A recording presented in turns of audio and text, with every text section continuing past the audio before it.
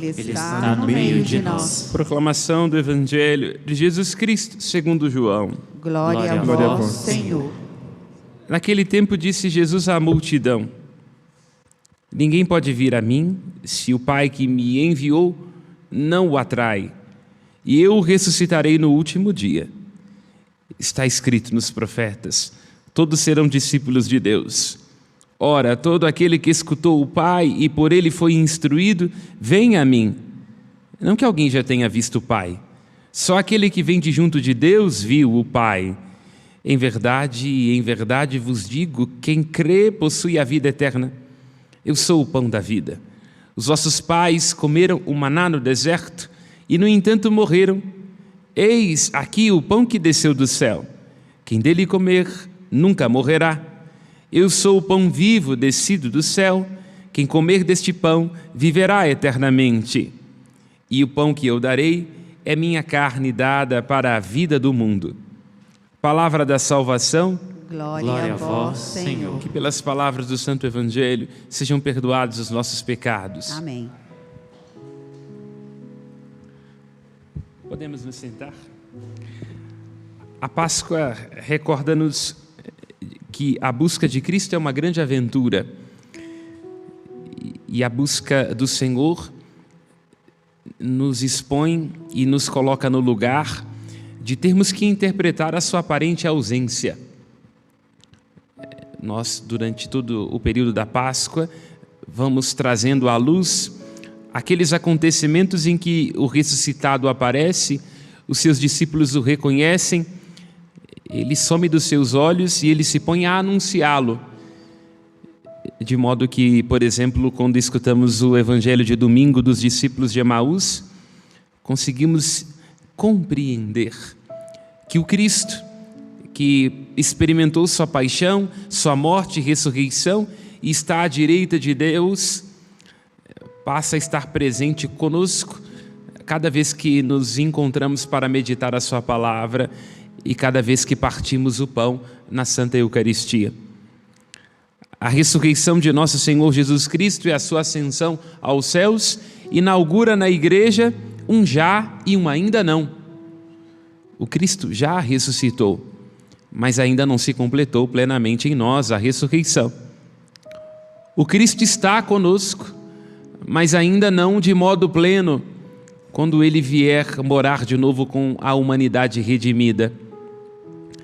Nós já fomos salvos por Jesus, Ele morreu por cada um de nós e pelo perdão de nossos pecados, mas ainda não nos alcançou plenamente, vai nos alcançando na história a salvação. Portanto, o tempo da Páscoa recorda-nos deste já e deste ainda não, desta presença que, em sendo plena presença, é também ausência. E é particular a beleza e a poesia deste mistério que nós estamos celebrando na primeira leitura retirada dos Atos dos Apóstolos. Como disse, estamos num já e num ainda não. Embora tenhamos sido salvos todos nós por Jesus Cristo, é preciso que a salvação de Cristo alcance a história da nossa vida. Porque a salvação tem que nos alcançar pessoal e intimamente. Porque senão nós teremos ouvido falar de Jesus. Senão nós podemos ter um apaixonamento a respeito das palavras de Jesus. Porque senão nós podemos repetir ritos a respeito de Jesus, mas Ele não nos terá alcançado com a sua graça e não nos terá transformado. Por isso é bastante sugestivo quando se diz que o Espírito se comunica a Filipe e diz a ele: vá ao caminho que é deserto, e assim está passando o eunuco de Candace, rainha da Etiópia, e Filipe deve correr para alcançar a carruagem do eunuco. Vamos nos ater às palavras, porque é das palavras e do detalhe que decorre o encontro. É o que Cristo diz aos discípulos de Emaús. Para meditar as Escrituras temos que tomar cuidado para não sermos rápidos demais em nossas expectativas, porque senão somos lentos, não somos luz para nós mesmos. É preciso deixar que o Espírito nos instrua, que o Espírito faça-nos adentrar em nosso avesso, e neste nosso avesso ele dá o seu verso, a sua poesia. Naqueles dias, um anjo do Senhor falou a Filipe: parte e vai para o sul, no caminho que desce de Jerusalém a Gaza, o caminho é deserto. Partir, sair, ir. Toda a Escritura é o tempo todo um convite a sair, porque sem sair não há possibilidade de encontro. Num relacionamento amoroso, se nós não saímos, o amor se degrada em egoísmo. Numa experiência de vocação, se nós não saímos, nós nos perdemos do primeiro amor. Num encontro com Deus, se nós não saímos, nós não reconhecemos. O primeiro a sair segundo a fé é Abraão. Sai da tua terra, sai da tua parentela, sai da casa do teu pai para o lugar que eu te vou mostrar. E depois de Abraão ter recebido a graça do filho Isaque, o Senhor o diz: sobe até o lugar que eu vou te indicar, o Monte Moriá, e oferece Isaque em sacrifício. Portanto, perceba, a fé, se é verdadeira e não simples entusiasmo, está sempre nos convidando a sair, porque a nossa tendência é entrar, nos ensimesmar, nos limitar. E é preciso deixar que o Espírito Santo nos impulsione. O amor de Cristo deve nos empurrar, vai lembrar o apóstolo Paulo na carta aos Coríntios. Empurrado, impelido, animado, entusiasmado pelo amor que é o Espírito Santo derramado em nossos corações, ele vai de Jerusalém até o caminho deserto, até o Rhodos Eremos. É deserto, o lugar onde o povo de Deus é encontrado pelo amor de Deus. É deserto onde o profeta Elias deve caminhar, fugindo de desgosto da rainha Jezabel e de seu esposo Acabe. É deserto o lugar onde o Espírito conduz Jesus para ser testado. É deserto o caminho da igreja. Esta é a função dos discípulos de Jesus Cristo: irrigar desertos. Nossa sociedade é um deserto, nossa família pode ser um deserto, e aquele que crê, dele jorrarão rios de água viva, como vai lembrar Jesus no capítulo 7 do Evangelho de João. Portanto, cada um de nós deve irrigar o casamento, a vida, o trabalho, porque nós nos tornamos pelo batismo fontes da graça de Deus. Aqui é preciso tomar cuidado, estar atento, porque às vezes nos sobra rito, nos sobra costume, nos sobra discursos vazios e palavras bonitas, mas nós não irrigamos. É possível que um padre seque uma paróquia. É possível que uma mulher que tem muito conhecimento de igreja seque sua casa. É possível que alguém que tenha participado desta ou daquela pastoral não seja capaz de ser uma fonte que devolve a vida e que restaura corações. Filipe é capaz de ser uma fonte no meio de um caminho deserto, porque ele se abre à graça de Deus. Torna-se ele mesmo um veículo da graça de Deus e porque ele é dócil. O Espírito lhe diz: vai, e ele vai, volta, e ele volta, porque a docilidade e a obediência, como nos vai lembrar as Escrituras em vários pontos, vale mais do que qualquer sacrifício e do que qualquer holocausto. Sem a capacidade de se deixar conduzir, sem se deixar vencer a si mesmo, nós não encontramos o amor. O amor, lembremos-nos do poema clássico de Camões, é servir a quem vence o vencedor, é estar-se preso por vontade. É assim que Filipe está nos ajudando a amar a Deus, devotar a Deus nossa liberdade, nossa sensibilidade, nossos pensamentos, para que seja Ele a nos conduzir para onde Ele quer. E esta também será a fonte de restauração em nossos relacionamentos. Porque há momentos num casamento em que a gente quer seguir nesta direção, mas o outro vai nos impor seguir na outra direção. E como é que a gente vai dar conta de vencer a nós mesmos, os nossos desejos e os nossos caprichos, sem por eles perecer? Porque um amor de um casamento é um deserto, na medida em que nós nos deixarmos alcançar pelo amor que é criativo e que sempre inventa possibilidades. Um amor que fará florescer o deserto, porque, como nos lembra o Salmo, 67, quando Deus passa no deserto, o deserto se converte em pasto. É isto. Se em nossa vida estamos experimentando caminhos desertos e securas, sejamos mais dóceis à graça de Deus. Nos abramos para que nossa vida se transforme num canal da graça, e assim Deus coroa o deserto com seus dons, e do deserto brotam os pastos. Por quê? Porque Deus é a vida da nossa vida. É o que nós cantamos no Salmo 65, 66. Nações, glorificai o nosso Deus. Anunciai em alta voz o seu louvor. É Ele quem dá vida à nossa vida e não permite que vacilem os nossos pés. Aqui foi adotada uma tradução que está mais ligada àquilo que a gente chama de equivalência dinâmica. Porque o que está no original, uma tradução mais próxima do original, é Ele quem sustenta a nossa vida.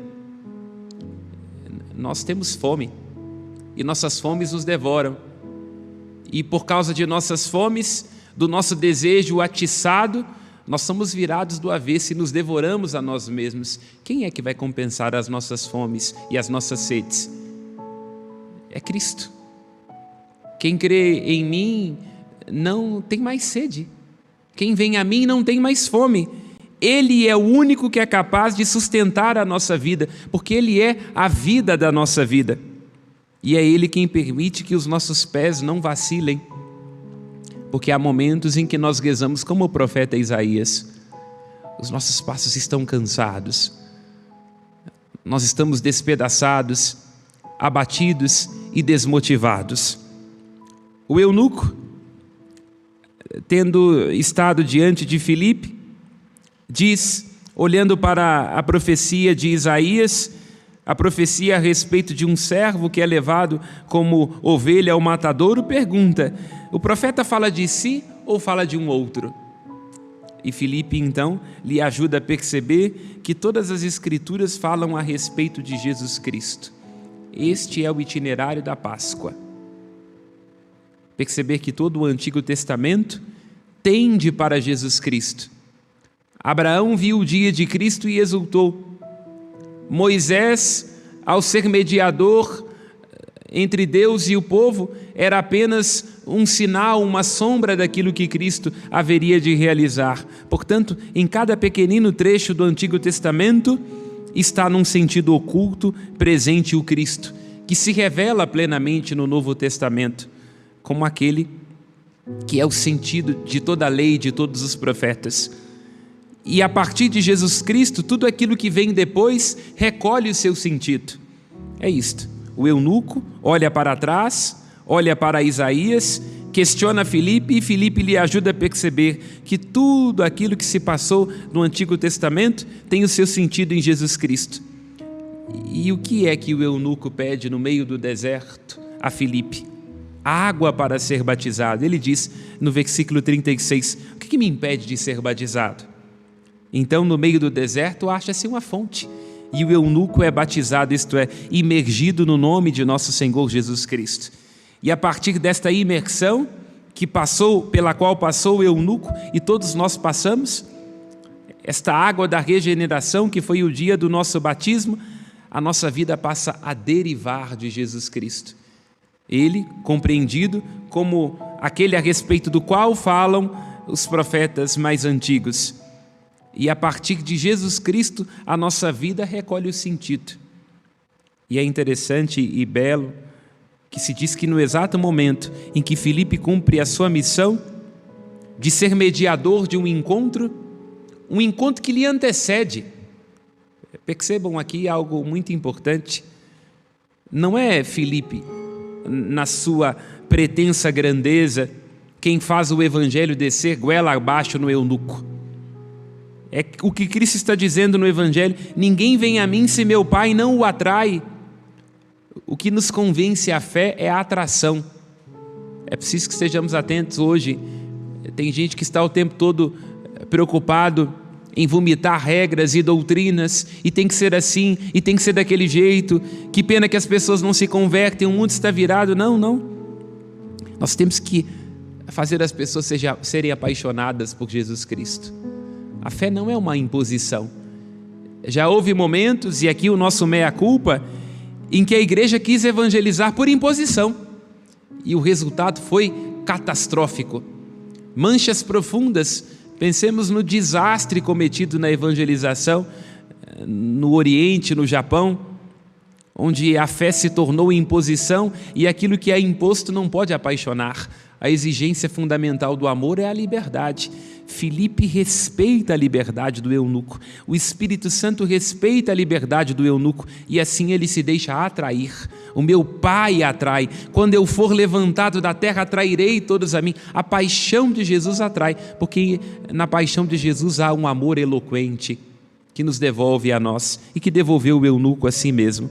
E depois de cumprir a sua missão, se diz que o Espírito arrebata Filipe. Aqui uma consciência muito profunda. Não somos nós que temos que ser donos da alfândega do céu. O padre não anuncia a si mesmo, não dispõe das próprias palavras, mas deve falar de um outro. Fuja de um padre, fuja de um pastor, fuja de alguém que atrai para si. Se você estiver diante de um padre, de um pastor, de um líder, ainda que ele diga que fala com o Espírito, que tem visões, mas se anuncia a si mesmo, falso pastor. Porque todo aquele que anuncia em nome de Deus sabe qual é o momento de entrar e qual é o momento de sair, o momento de sair de cena. Aliás, é próprio das pessoas bem resolvidas e encontradas, elas não querem ser o centro. Como todo aquele que nasceu do Espírito é como o vento conduz. O vento conduz Filipe para a continuidade de sua missão. E também o eunuco agora, tendo encontrado a graça do ressuscitado, torna-se nova criatura. E terminamos nós esta reflexão à luz daquilo que Cristo está fazendo no Evangelho. Está tentando esclarecer a consciência dos judeus naquilo que o eunuco teve mais docilidade para crer. Os judeus estão dizendo, o que importa é Moisés, o que importa é a lei, o que importa é o maná. E Cristo diz, Moisés foi um pedagogo que conduziu a mim. A lei só tem sentido quando comunica com a graça, porque a lei pode matar, é o Espírito que dá vida. Eu sou o pão vivo que desceu do céu. O Evangelho de João não é despretensioso. Cristo está o tempo todo dizendo, eu sou, ego eimi. E nós vamos perceber, eu sou o pão da vida, eu sou a videira, eu sou o bom pastor. Por que ele vai o tempo todo recuperando este eu sou, eu sou, eu sou? Eu sou o pão que dá vida, eu sou a videira, quem não permanece em mim não tem a vida. Por quê? Porque ele está ecoando aquilo que Deus disse a Moisés no capítulo 3 do livro do Êxodo. Erié, Asher, Erié. Eu sou o que sou, eu sou o que serei. Então por que o tempo todo no Evangelho de João vai sendo repetido, eu sou, eu sou, eu sou? Porque é um eco. Deus diz, eu sou o que sou, eu sou o que serei. Erié, Asher, Erié. Então no momento em que você precisar de pão, eu serei o alimento que te dá a vida eterna. No momento em que você estiver perdido, caminhando no vale das sombras, eu serei o pastor. No momento em que você se sentir seco, e que você se sentir dividido, eu serei a videira verdadeira, entende? João está querendo dizer que Deus, em sendo a vida da nossa vida, é o único que é capaz de ser plenamente lá onde nós não formos. Então, é preciso que estejamos atentos e não nos percamos, porque há uma grande tendência da gente colocar outras coisas que não são capazes de ser como Deus é. O rito, nossas neuroses, nossas repetições, nossos bens, este apego naquilo que é pequeno, o apego das falsas seguranças. Os judeus estavam apregados na letra morta e, portanto, pereceram no próprio pecado, secaram. Cada um de nós se questione nessa liturgia, porque a nossa vida é deserto. Que apego tem nos secado? Este apego pode ser uma pessoa, pode ser um bem, pode ser uma ilusão, pode ser uma falsa palavra que não dará conta de ser.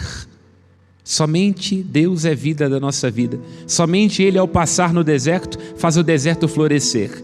Somente Ele pode olhar para as lacunas, para as faltas, para as sedes que cada um de nós traz dentro do peito, e cada um tem consciência daquilo que lhe vira do avesso, e poderá dizer: eu sou o que sou, eu sou o que serei, eu sou aquilo que você precisar.